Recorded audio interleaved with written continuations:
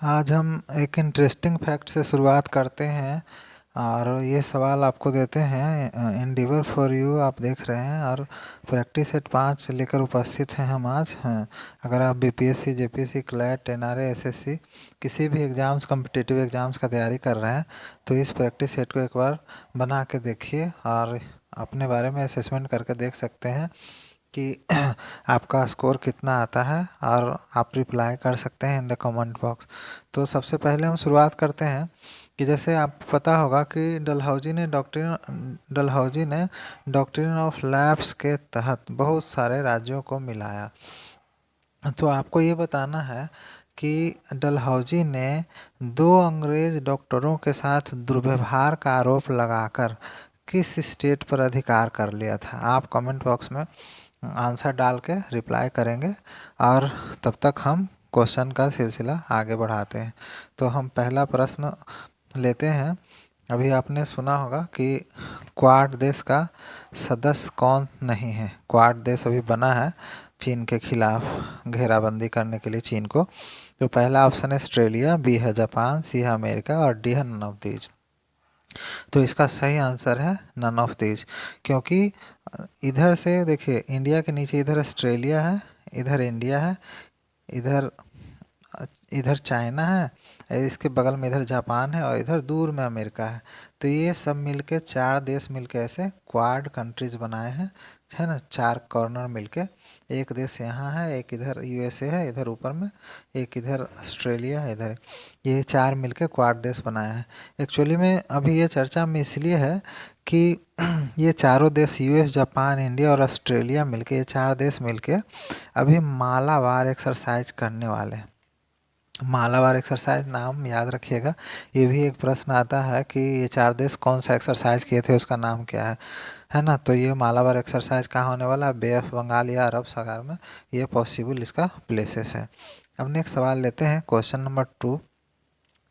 आप बार बार सुनते होंगे कि पाकिस्तान को एफएटीएफ ग्रे लिस्ट में रखने का निर्णय लिया है ना। उसको कुछ दिया जाता है कि आपको ये सब काम करना है।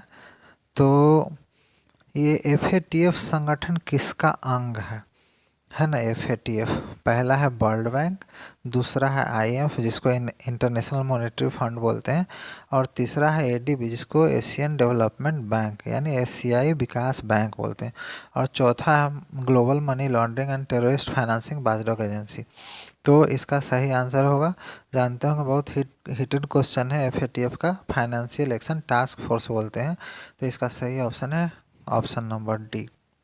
ऑप्शन नंबर डी इसका सही आंसर है। ये एक global money laundering and terrorist financing watchdog agency है। अब थोड़ा हम लोग ये जान लेते हैं कि एफएटीएफ है क्या। कि FATF global money laundering and terrorist financing watchdog है। इसका स्थापना 1989 में हुआ था। G7 के बैठक में इसका इनिशिएटिव लिया गया था टू कम्बैट मनी लॉन्ड्रिंग, जो पैसा का धन शोधन, जानते होंगे धन शोधन, उसके लिए हुआ था। G7 कंट्रीज जो डेवलप्ड कंट्रीज का जो संगठन है G7, वहाँ पे हुआ था। और इसका हेडक्वार्टर कहाँ है, पेरिस, फ्रांस, फ्रांस के पेरिस में। एक्चुअली में 2001 में ये G7 का जो बैठक हुआ था, 1989 में तो शुरू हो गया एफएटीएफ, लेकिन 2001 में इसमें टेररिज्म फाइनेंसिंग, आप ऐसे इनडायरेक्ट रूप से कह सकते हैं कि अमेरिका का जो हमला हुआ था अमेरिका में, उसके बाद से इसमें टेररिस्ट फाइनेंसिंग भी जोड़ दिया गया। अब एक तीसरा सवाल देख लेते हैं कि कोरोना के गंभीर मरीजों को एक्मो सपोर्ट पर रखा जाता है। तो एक्मो का पूर्ण रूप क्या है, इसको इंग्लिश में बोलते हैं एक्मो स्टैंड्स फॉर। तो आप पूर्ण रूप बताइए। अभी कोरोना के समय में ये बहुत इंपॉर्टेंट सवाल रहा, बहुत इंपॉर्टेंट सवाल है कोरोना पीरियड में। आप इसको ध्यान रखिएगा, ये सब शब्दावली है, टेक्निकल थोड़ा है लेकिन बहुत आसान है। जब एक बार देख लेंगे आप कभी नहीं भूल पाएंगे। तो ये ऑप्शन है extra corporeal membrane oxygenation, B है extra cardiac membrane oxygenation, C है इजी कार्पोरियल माइल्ड ऑक्सीजनेशन और डी है नन ऑफ दीज। तो आप बताइए इसका सही आंसर है ऑप्शन नंबर ए, जिसको बोलते हैं एक्स्ट्रा कॉर्पोरियल मेम्ब्रेन ऑक्सीजनेशन। मैंने ऐसा समझिए कि कॉर्पोरियल जो बॉडी से रिलेटेड होता है, जैसे कॉर्प्स को बॉडी बोलते हैं, तो corporeal related to body, extra corporeal membrane oxygenation इसको बोलते हैं। अब इसके बारे में जान लेते हैं थोड़ा, एक्चुअली में है क्या कि एक्स्ट्रा कॉर्पोरियल मेम्ब्रेन ऑक्सीजनेशन ये लाइफ सपोर्ट मशीन है, जैसे वेंटिलेटर हम लोग बोलते हैं, तो वेंटिलेटर का ही एक एडवांस वर्जन है। ये क्या करता है, ब्लड को ऑक्सीजनेट करता है, ये ब्लड को ऑक्सीजन सप्लाई, जैसे आप समझिए कोरोना पीरियड में मैक्सिमम क्या होता है, lungs failure, sufficient amount of oxygen शरीर को नहीं मिल पाता है, एल्वियोली चौक कर जाता है। तो इसमें हम लोग क्या करते हैं कि एक्मो सपोर्ट जो डॉक्टर लोग हैं वो करते हैं, तो इसको अल्टरनेटिव लंग भी कुछ लोग बोलते हैं। जैसे एग्जांपल में देखेंगे कि एक्मो लाइफ थ्रेटनिंग जो कंडीशन होता है, जैसे लंग डैमेज हो गया इन्फेक्शन से या शॉक से या मैसिव हार्ट अटैक से, तो उस समय ये क्या करते हैं, एक्मो सपोर्ट पर रखते हैं एक्स्ट्रा कॉर्पोरियल मेम्ब्रेन ऑक्सीजनेशन। ठीक है, अब नेक्स्ट सवाल देखते हैं। ऐसा है कि ये सब सवाल आपको इंटरेस्टिंग लग रहा होगा, थोड़ा नया भी। फिर आगे देखते हैं, अब तक कितने चाइनीज़ ऐप्स को इंडिया ने रोक लगा दिया, तो आप बताइए 59, 47, 118 एंड 224। तो इसका सही आंसर है 224। भारत ने अब तक 224 चीनी ऐप पे प्रतिबंध लगा दिया। अब इसके बारे में थोड़ा जान लेते हैं। इसका इसका भार किस पे है, ministry of electronics and information technology, ये हम लोग का नोडल एजेंसी है जो ये इस पे बैन लगाया। और ये सबसे महत्वपूर्ण है, आप ध्यान रखिएगा, section 69A, section 69A, 69A जो इंफॉर्मेशन टेक्नोलॉजी एक्ट है हम लोग के देश का, सेक्शन 69A के तहत ही इस पे रोक लगाया गया। जितने भी चाइनीज ऐप हैं, उसका आधार क्या है कि एसेस टू इन्फॉर्मेशन नहीं मिलेगा, और इसका मेन बेस ये है कि ये prejudicial to the sovereignty and integrity of India, defence of India, security and public order.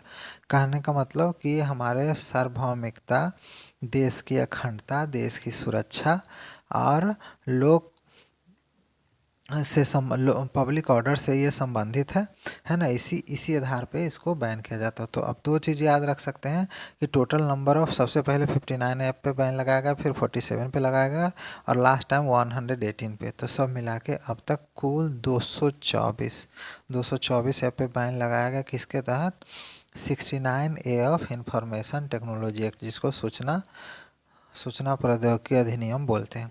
फिर अगला सवाल देखते हैं कि यह एक ऐसी घटना है, इसके बारे में आपको बताना है, यह एक ऐसी घटना है जहां एक ग्राहक खरीदारी करने से रोक दिए जाने के बाद उत्पादों के लिए आक्रामक खरीदारी करता है। ठीक है, जिसको अंग्रेजी में बोलते हैं, it usually refers to the over indulgence to celebrate an occasion और to overcome frustration. It is like getting a chance to party after maintaining restaurant for months. तो पहला ऑप्शन है रेस्टोरेंट शॉपिंग, बी ऑप्शन है revenge shopping, इसका C D थोड़ा नीचे आ गया, सी है सी में है ए और बी दोनों, डी है नन ऑफ दिस। तो इसका सही आंसर है बी, जिसको रिवेंज शॉपिंग बोलते हैं। रिवेंज शॉपिंग, अभी आप ये समझ सकते हैं कि रिवेंज शॉपिंग इसको बोलते हैं कि जैसे अभी कोरोना, ये इसलिए अभी चर्चा में, ये सवाल रखने का मेरा मुख्य वजह ये है कि आप जो समसामयिक इकोनॉमिक्स है उस पर भी ध्यान दीजिए।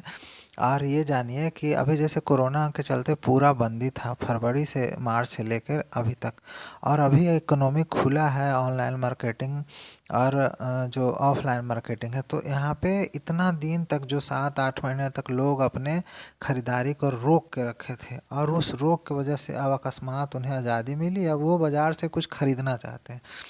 तो ये जो खरीदने का, जो उनका ग्राहकों का जो आक्रामक खरीदारी है कि ये खरीद लें, ये भी ले लें, ये भी ले लें, that is called revenge shopping. ठीक है, तो आप समझ गए होंगे कि रिवेंज शॉपिंग क्या होता है। अब नेक्स्ट सवाल देखते हैं कि भारत में सतत विकास लक्ष्य, जिसको sustainable development goals India index कौन जारी करता है, एसडीजी इंडिया इंडेक्स कौन जारी करता है। पहला है नीति आयोग, दूसरा है सेंट्रल स्टैटिस्टिकल केंद्रीय सांख्यिकी संगठन, सी है एनएसएसओ, और डी है इंडियन स्टैटिस्टिकल इंस्टीट्यूट। तो आप अंदाज़ा लगाइए, सब सर्वे एजेंसी है और सब रिपोर्ट स्टैटिक से रिलेटेड रिपोर्ट अलग अलग तरह का जांच करता है। तो इसका यहाँ पे सही आंसर है option number A, NITI Aayog. अब ये हम जान लेते हैं कि नीति आयोग ये इंडेक्स के बारे में कब से शुरुआत हुआ। एक्चुअली में हुआ क्या था कि 2015 में संयुक्त राष्ट्र महासभा का अधिवेशन हुआ था। उसके तहत एजेंडा कुछ किया था ना, उसमें 17 एजेंडे स्वीकृत किए थे, ठीक है, और 62 नेशनल इंडिकेटर्स जोड़ा गया था। तो भारत ने इस 17 में से ना 13 एजेंडे पे भारत क्या किया कि 13 एजेंडे जो भारत के लिए एप्लीकेबल था या सोचा कि ये एजेंडा हम अपने देश में लागू कर सकते हैं, उसके आधार पर भारत, क्योंकि एक्टिव मेंबर है संयुक्त राष्ट्र संघ का, इसलिए वो 13 एजेंडे को लेकर सस्टेनेबल डेवलपमेंट गोल्स लिया। इसमें देखिए चार चार कैटेगरी बांटा गया। एक है अचीवर, जब SG sustainable development goal India index score जब 100 के पास हो, कोई भी समझ सकते हैं कि अचीवर किसको बोलते हैं, जो 100 अचीव कर गया, 100% ले आया अचीवर। फ्रंट रनर, देखो देखिए नाम ही काफ़ी है। फ्रंट रनर कौन हो गया कि जो 65 से 100 तक लाते हैं, वो फ्रंट रनर। परफॉर्मर मतलब यू आर परफॉर्मिंग लेकिन और आपको अच्छा करना है, तो जो इनका स्कोर 50 से 65% के बीच में रहता है वो। और जो चौथा है, चार कैटेगरी जो भारत में बनाया गया है एसडीजी का, aspirants, when SDG index score is less than 50। तो ये हमारा 4 स्कोर हो गया। आप ध्यान रखिएगा कि अगर एसडीजी से संबंधित थोड़ा डीप सवाल आए तो पहले ध्यान रखना है कि 2015 में एक्सेप्ट किया गया है संयुक्त राष्ट्र महासभा से, है ना। 17 गोल्स था, इंडिया 13 गोल अपनाया। 4 कैटेगरी में क्लासिफाई किया स्टेट को, है ना, अचीवर, फ्रंट रनर, परफॉर्मर और एस्पिरेंट्स। ये ध्यान रखिएगा, ये बहुत आसानी। फिर नेक्स्ट सवाल देख लेते हैं कि 7वां है, सामर झील किसका उदाहरण है। बालसन, प्लाया, गर्त और लैगून। तो सामर झील किसका उदाहरण है बताइए। सामर झील राजस्थान में पड़ता है, ये तो सबको पता होगा। ये एक्चुअली में बालसन का उदाहरण है। अब बोलिए बालसन क्या होता है। बालसन मरुस्थलीय भाग में उच्च भूमि या पर्वत श्रेणियों से घिरी हुई बेसिन को बालसन बोलते हैं, ठीक है। चारों तरफ पर्वत श्रेणियों या उच्च भूमि जिसको हाईलैंड बोलते हैं, तो उसको बालसन बोलते हैं, जैसा कि सामर झील के केस में है। और जो प्लाया है ये भी थोड़ा इम्पोर्टेंट है।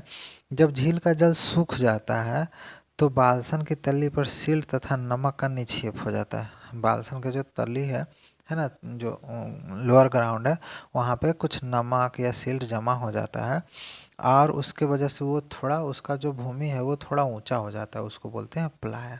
तो आप ध्यान रखेंगे, ये दोनों छोटे छोटे ज्योग्राफिकल शब्दावली है जो अक्सर मिलते हैं। प्रश्न तो सामर झील का था, लेकिन इन दोनों को भी आप समझ गए होंगे, आशा है।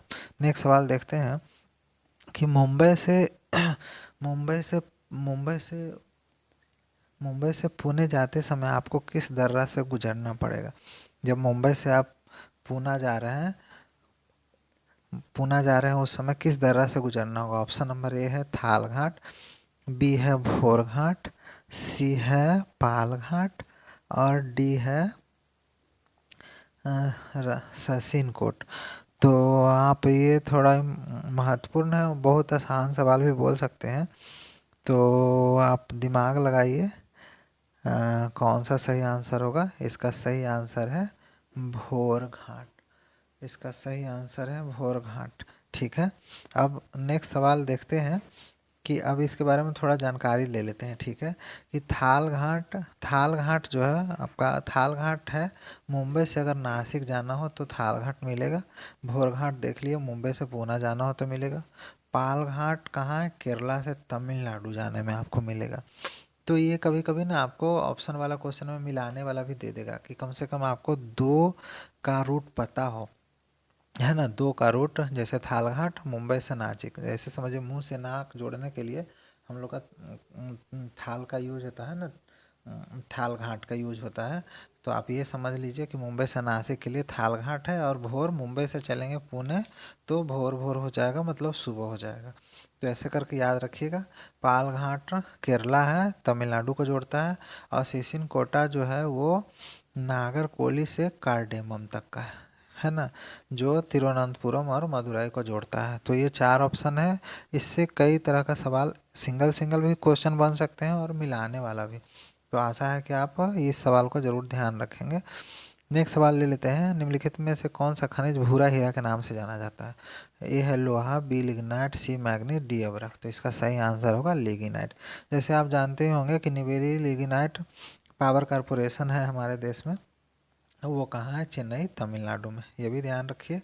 नेक्स्ट सवाल देखते हैं। हम लोग वास्तविक सूर्योदय से कितना पहले सूर्य को देख सकते हैं? वास्तविक सूर्योदय से कितना पहले?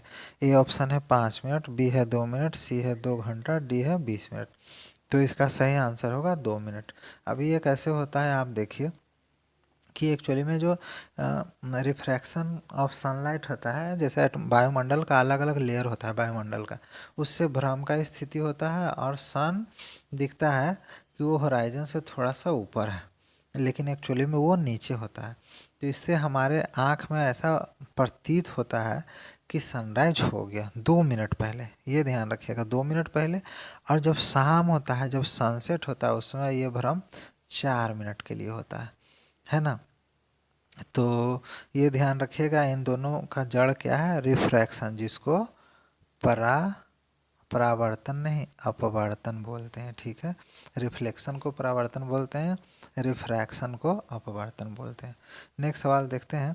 जो दिष्ट धारा होता है, हिंदी में दिष्ट बोलते हैं, अंग्रेजी आप लोग जानते होंगे डायरेक्ट करंट। जनरली जो बैटरी चालित जो वो धारा होता है, एसी डीसी करंट जानते होंगे। तो इसका फ्रीक्वेंसी कितना होता है, जिसको आवृत्ति बोलते हैं? ए ऑप्शन है 0 हर्ट्ज, बी ऑप्शन है 50 हर्ट्ज, सी है 60, डी 100। तो इसका सही आंसर होगा 0 हर्ट्ज। फिर नेक्स्ट सवाल देखते हैं। ओम के नियम, जो ओम्स लॉ का अनुप्रयोग कहाँ नहीं होता? ये ध्यान रखिएगा, सवाल जब पढ़ेंगे तो नहीं हाँ पे ध्यान रखिएगा, नहीं हाँ सिर्फ ये सब शब्द जो हमारा ऑप्शन है आंसर देने का, उसमें हेर फेर कर देता है।